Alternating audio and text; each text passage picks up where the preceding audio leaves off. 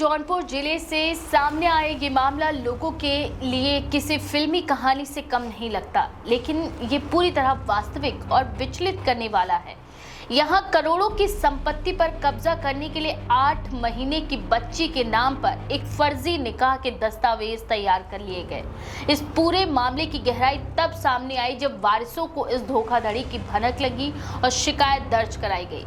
मामला खेता सराय थाना क्षेत्र के मानीकला गांव का है, जहां ये साजिश कई दशक पहले शुरू हुई थी, लेकिन इसकी परतें अभी हाल ही में खुली। दरअसल गांव के बुजुर्ग कमालुद्दीन ने अपनी करोड़ों की संपत्ति अपनी इकलौती बेटी नफीसा के नाम वसीयत की थी। ये वर्ष 1977 की बात है, जब कमालुद्दीन की मृत्यु हो गई। उस समय नफीसा मात्र 1 साल की थी।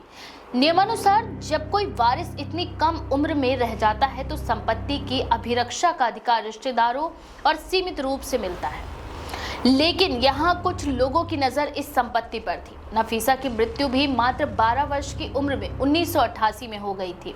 उसके बाद ये संपत्ति कमालुद्दीन की 3 बहनों के नाम चली गई। इसी बीच गांव के ही कुछ लोगों, जिनमें गयासुद्दीन नामक व्यक्ति प्रमुख था, उसने इस संपत्ति को हड़पने की साजिश रच डाली।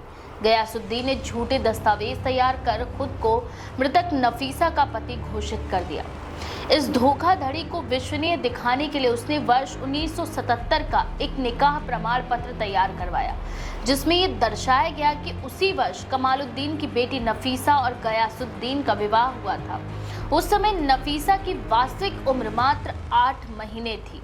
ये जालसाजी इतनी बारीकी से की गई कि स्थानीय अभिलेखों में इसकी जांच दशकों तक नहीं हो पाई। मामले को कानूनी वैधता देने के लिए गयासुद्दीन और उसके साथियों ने चकबंदी अधिकारी का फर्जी आदेश भी तैयार कर लिया। इस जाली आदेश के आधार पर राजस्व अभिलेखों में गयासुद्दीन और उसके साथियों के नाम दर्ज हो गए, जिसमें वे कानूनी तौर पर संपत्ति के वारिस बन गए।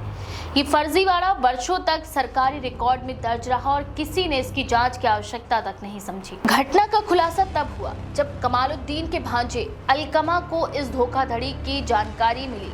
उसने स्थानीय राजस्व रिकॉर्ड की जांच कराई, जिसमें पाया गया कि जमीन के अभिलेखों में संदिग्ध नाम दर्ज हैं। अलकमा ने न्यायिक और प्रशासनिक अधिकारियों से इस मामले की शिकायत की। उच्च अधिकारियों के हस्तक्षेप के बाद जब जांच शुरू हुई तो एक एक फर्जीवाड़े की परतें खुलती चली गई। जांच में साबित हुआ कि निकाह प्रमाण पत्र से लेकर विरासत के आदेश तक सभी दस्तावेज जाली थे। इस साजिश में कई लोग शामिल थे, जिन्होंने सरकारी मुहरों और हस्ताक्षरों की नकली प्रतियां बनवाकर इसे वैध दिखाने की कोशिश की थी। पुलिस ने इस पूरे मामले को गंभीरता से लेते हुए आरोपियों के खिलाफ धोखाधड़ी और जालसाजी की धाराओं में केस दर्ज किया। जिन लोगों के खिलाफ मामला दर्ज हुआ उनमें गयासुद्दीन, सदरुद्दीन, सलमान, तौहीद, फतेह आलम, आशिक अंसारी और अयूब शामिल है। पुलिस के अनुसार सभी आरोपी फिलहाल फरार हैं और उनकी तलाश की जा रही है। क्षेत्राधिकारी शाहगंज ने कहा कि मामले की जांच जारी है और जांच पूरी होते ही आरोपियों पर सख्त कार्रवाई की जाएगी। ये मामला सिर्फ एक गांव या एक परिवार की जालसाजी नहीं, बल्कि सरकारी तंत्र की लापरवाही का भी उदाहरण है। इतने वर्षों तक एक मृतक बच्ची के नाम पर तैयार किए गए निकाह के फर्जी दस्तावेज सरकारी अभिलेखों में वैध बने रहे। ये सवाल उठाते हैं कि आखिर ऐसी गलतियां कैसे अनदेखी रह जाती हैं। इस पूरे प्रकरण से एक बड़ा सबक भी निकलता है कि पुराने वसीयतनामे, भूले बिसरे रिकॉर्डों और संपत्ति संबंधी अभिलेखों की समय समय पर जांच न होने से किस तरह अपराधी तत्व कानून और प्रशासन के बीच की खामियों का फायदा उठाते हैं। जौनपुर जैसे जिले जहां बड़ी संख्या में कृषि भूमि पर विवाद चल रहे हैं, वहां इस तरह के मामले भविष्य के लिए भी चेतावनी है। अगर नफीसा के रिश्तेदार जागरूक न होते तो संभवतः ये धोखाधड़ी कभी सामने ही नहीं आती। जांच अधिकारी के मुताबिक दस्तावेजों में कई गंभीर विसंगतियां मिली। जिन वर्षों के आदेशों और दस्तावेजों का हवाला दिया गया, उनमें शामिल अधिकारियों के नाम और हस्ताक्षर असली रिकॉर्ड से मेल नहीं खाते। यहां तक कि उस वर्ष का निकाह प्रमाण पत्र भी जिस काजी के नाम पर दर्ज है, उसकी मृत्यु उससे कई वर्ष पहले हो चुकी थी। इन सभी तथ्यों ने पुलिस को स्पष्ट संकेत दिए कि ये एक संगठित फर्जीवाड़े का हिस्सा था। पुलिस अब उन सरकारी कर्मचारियों की भूमिका की भी जाँच कर रही है जिनकी मुहर या हस्ताक्षर इन दस्तावेजों में पाए गए।